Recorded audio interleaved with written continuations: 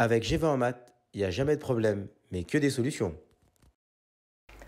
À travers cette vidéo, nous allons voir ensemble comment utiliser le triangle de Pascal pour déterminer des coefficients binomiaux. Donc en fait, ici, tout simplement, on souhaite calculer 4 parmi 5, et 4 parmi 5 ici signifie que nous allons avoir 4 succès parmi 5 épreuves ici de Bernoulli.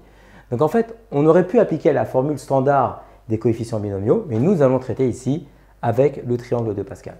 Donc en fait ici, pour démarrer, eh bien tout simplement, par convention, ce tableau-là va nous permettre de déterminer l'ensemble des coefficients binomiaux de la forme k parmi n. Et donc, par convention, on sait que tout simplement, quand vous allez calculer eh bien, 0 parmi 0, eh bien, par convention, on va dire que c'est égal à 1.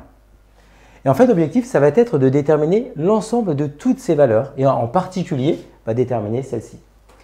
Il y a une règle qui est très simple, c'est-à-dire que tout simplement, on va appliquer une méthode pour pouvoir remplir le tableau, et bien tout simplement, en considérant que si nous additionnons la valeur de cette case plus la valeur de cette case, eh bien ça nous donnera la valeur ici de cette case. Donc en fait ici, on va l'appliquer étape par étape. Donc ici, nous avons dit que 0 parmi 0, c'était 1.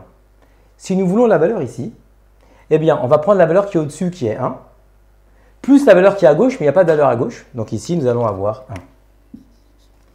Si nous voulons avoir la valeur qui est ici, ben nous allons prendre la valeur qui est au-dessus, mais il n'y en a pas, donc c'est 0, plus la valeur qui est à sa gauche, ici, c'est 1. Et on va reproduire ce schéma partout ici pour déterminer l'ensemble des coefficients. Si nous voulons la valeur ici, eh bien 1, il n'y a rien à gauche, donc on va garder le 1. Pour avoir la valeur ici, nous allons prendre celle-ci, plus celle-ci, donc ça va nous faire 2. Si nous voulons celle-ci, la valeur qui est ici, eh bien nous allons dire que c'est la valeur qui est au-dessus, plus celle-là, qui est égale à 1. Et ainsi de suite, donc c'est-à-dire que maintenant, si on veut avoir la valeur qui est ici, on reprend le même schéma, 1 ici, parce qu'il n'y a rien qui est à gauche. Pour celle-ci, nous allons prendre 2 plus 1, qui va nous donner 3. Pour celle-ci, 1 plus 2, ça nous donne 3. Ici, ce qu'il y a au-dessus plus celle-là, ça nous donne 1. Et ainsi de suite. Donc ici, on va avoir 1, tout simplement parce que là, vous avez 1 et à gauche, vous n'avez rien en termes de valeur, donc ça va nous faire 1 ici. Pour celui-ci, eh bien, nous avons 3 plus 1, donc nous allons avoir 4. Pour celle-ci, 3 plus 3, donc ça va nous donner 6. Et ainsi de suite. 1 plus 3, on va avoir 4. Et ici, on aura 1.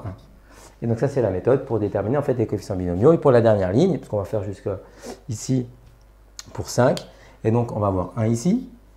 Donc pour avoir celle-ci, celle-là plus celle-là, ça nous donne 5. Pour avoir celle-ci, 6 plus 4, nous allons avoir 10. Pour celle-ci, 4 plus 6, nous allons avoir 10. Ici, 1 plus 4, nous allons avoir 5. Et enfin ici, on va avoir 1. Et donc tout simplement, si on cherche, eh bien ici, 4 parmi 3, d'accord? Donc AK, c'est 4, d'accord? Et AN, c'est 5. Donc on fait l'intersection entre 4 et 5. Nous sommes ici, nous voulons avoir cette valeur. C'est-à-dire que ici, 4 parmi 5, ça va être égal à 5. Donc, à travers cette vidéo, en fait, on est capable de déterminer, plus on avancera dans les lignes, on va rajouter 6, 7, 8, ici les colonnes pareil, 6, 7, 8, vous êtes capable de calculer n'importe quel coefficient binomial. Et ça va être utile pour une prochaine vidéo qui va parler du binôme de Newton.